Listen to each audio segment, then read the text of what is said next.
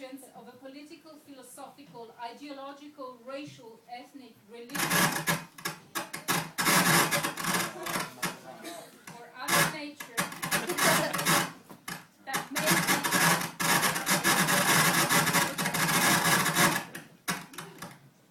that may be invoked to justify them. And then I want to compare another scholar's attempts at defining terrorism, which basically brings out the contradictions of how terrorism is understood. Terrorism is defined as the calculated employment or threat of violence by individuals, subnational groups, and state actors to attain political, social, and economic objectives in the violation of law, intended to create an overwhelming fear in a target area greater than the victims attacked or threatened. This definition does not specifically include the targeting of innocent civilians and limits the perpetrator's motivations to illegal, political, social, and economic purposes. These definitions opens the door for states to engage in terrorism by simply declaring that the purpose of the terrorist activity is justified by a legal, political, social, or economic goal. And I want to leave it at that.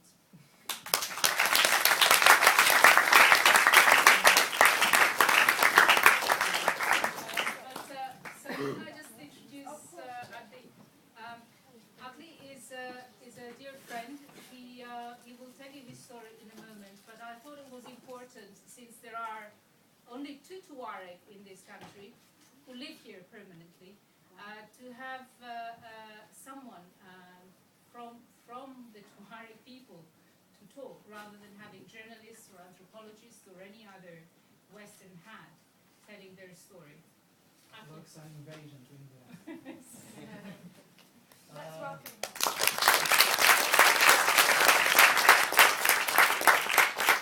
First of all, thank you for having me here, and secondly, I'd like to apologize for my being here too late.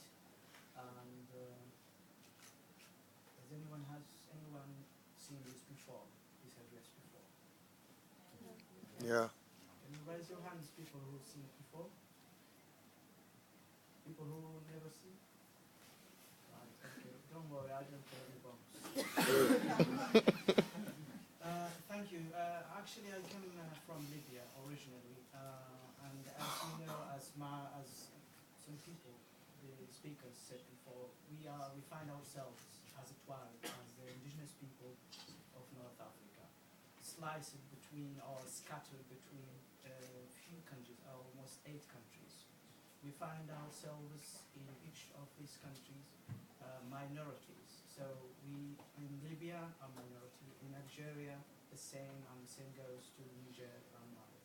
So we find all these countries, since the borders has been demarcated, these countries are the main enemy, are the main people who always trying to put the Tuareg down, the people who want always to keep the voice of the Tuareg down and use them whenever it's possible, as it happened in Libya, as a few of you know that Muammar Gaddafi used them as human shelters in his wars in Chad and Lebanon, and sent them to his wars, saying that when you achieve that war, I'm gonna help you to have your own country. But all that just lies. Gaddafi was, and still his people around him were still in the power against Tuareg. So today, the problem we are talking about now about Azawad and Tuareg in Mali. This problem has been going for almost 100 years, and every time the Tuareg goes against the Bamako authorities, the Malian army will take revenge against those who are powerless, those known as who don't know even what's going around them, and kill them and massacre them. And that's happening now. Before even I entered this room, I've just heard that a family of 7 persons have been killed and some soldiers, Malian poured, petroleum on them and just burned them.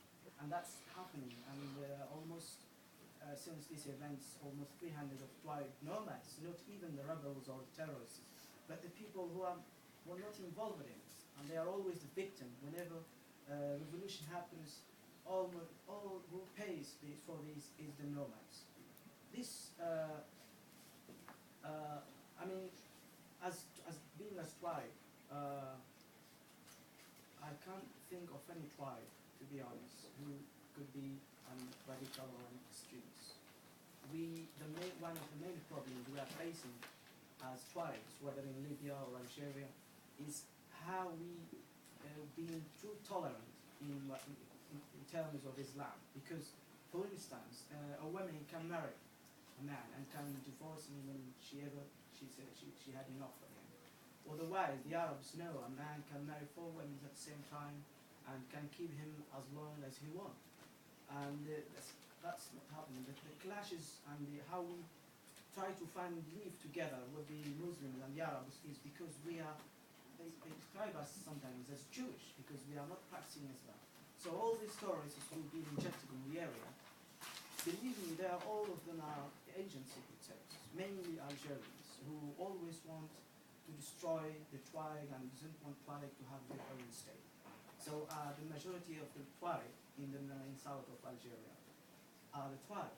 The same thing happens in Libya and the north of Niger and in Azawad. So we are always one family. We have never ever believed in this fake borders. We are always one family, and the people always feel this border is just something on the map, because I have my relatives in the border of Algeria, and I have the same family in Kidal and the same in Tao in Niger. We are always one family. So all this what you are saying now is nothing to do about terrorism or the terrorists.